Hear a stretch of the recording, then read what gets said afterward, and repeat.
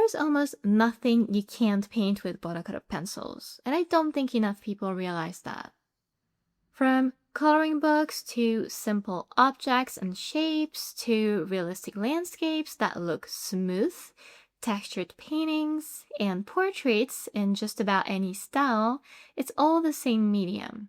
And the best part is that you don't need dozens of expensive supplies to do it. Today, I'll show you the only watercolor pencil supplies I actually use all the time while we paint this waterfall together. And by the end of this video, you'll see just how incredibly versatile watercolor pencils really are. So the very first thing I reach for isn't actually a watercolor pencil. It is the most ordinary graphite pencil and a simple eraser. And this surprises a lot of people because watercolor pencils can absolutely be used for sketching. They erase fairly well too, but I prefer separating my drawing from my painting.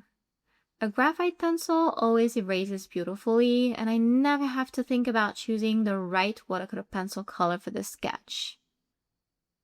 Now this might surprise you because something a lot of people dislike about watercolor pencils are their streaks. And I used to rub my pencils on a rough palette to make watercolor paint and avoid the streaks. It worked well, but I found something even better.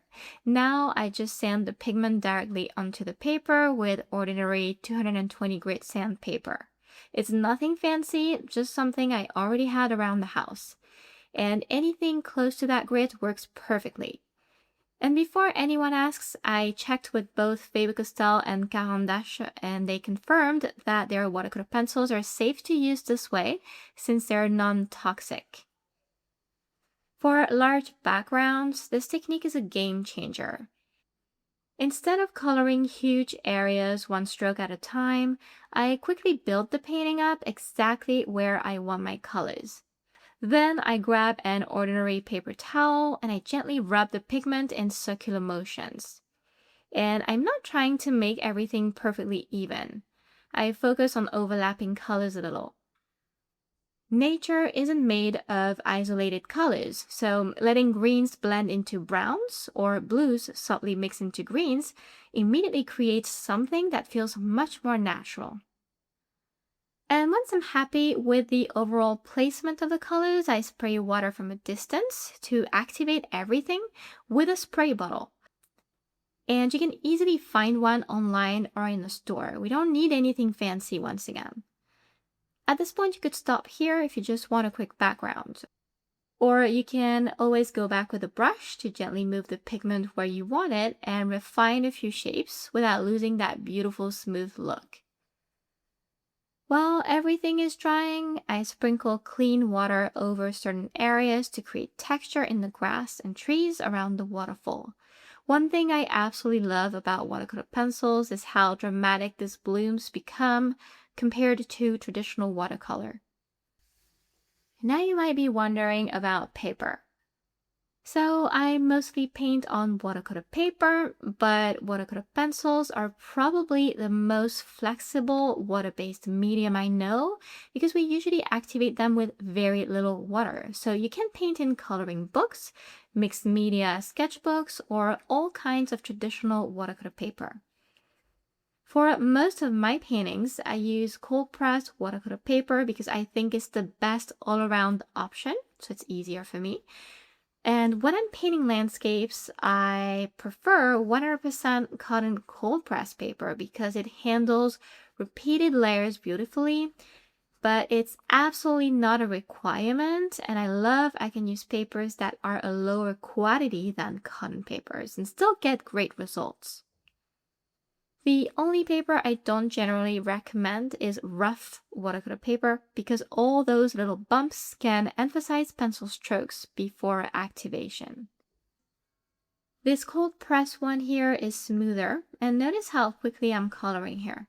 You can still see tiny white specks from the paper texture, and that's perfectly fine because they're going to disappear once we activate the paint. That's actually another reason I love watercolor pencils so much. You don't have to spend forever trying to color perfectly. The water finishes the job for you. And now let's talk about the watercolor pencils themselves. One thing I hope more people knew is that you don't need a giant collection to paint beautiful artwork. A box of 12 good watercolor pencils can take you incredibly far, especially if it includes a white pencil like this Faber-Castell Arbor set. Personally, these are my favorite kind because I love how they perform. They're available individually if I ever need replacements, and the color range is fantastic. But don't let that stop you if you're using another brand. Great paintings come from understanding the medium more than owning the biggest box or the best brand. If you're on a budget or simply curious about watercolor pencils, I would just focus on having your primary colors, one nice dark pencil for shadows and contrast, and one white pencil. And with those 5, you can leverage color mixing.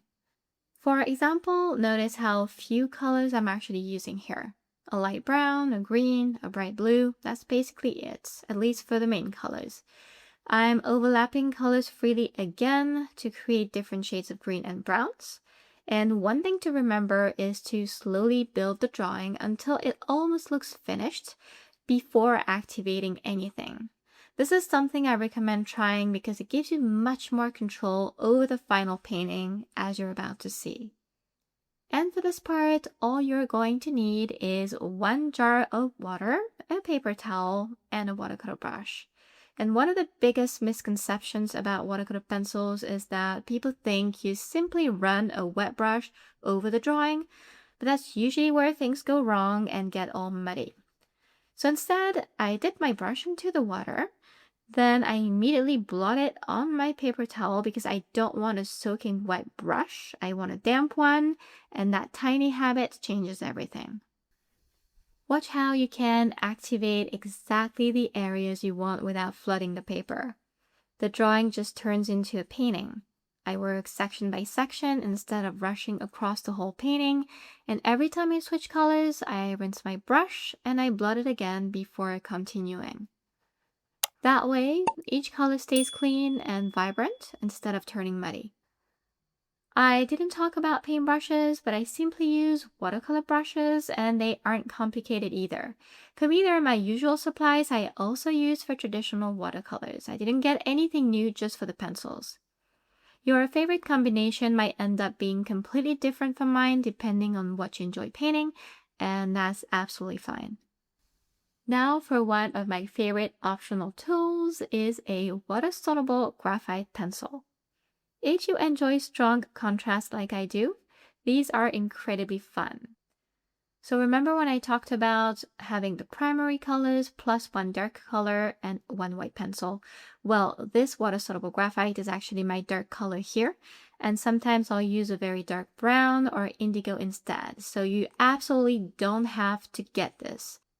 But in my water-soluble graphite pencil sets, the one I reach for the most often is the 8B because it's very dark. Sometimes I'll even create entirely black and white paintings with these, like the glass drawing I showed in the beginning. On this waterfall, the composition is already working nicely, but it's missing depth, so now I'm only targeting the darkest shadows. But I know this graphite will become even stronger after activation, which is exactly why I layer a little light brown over it first.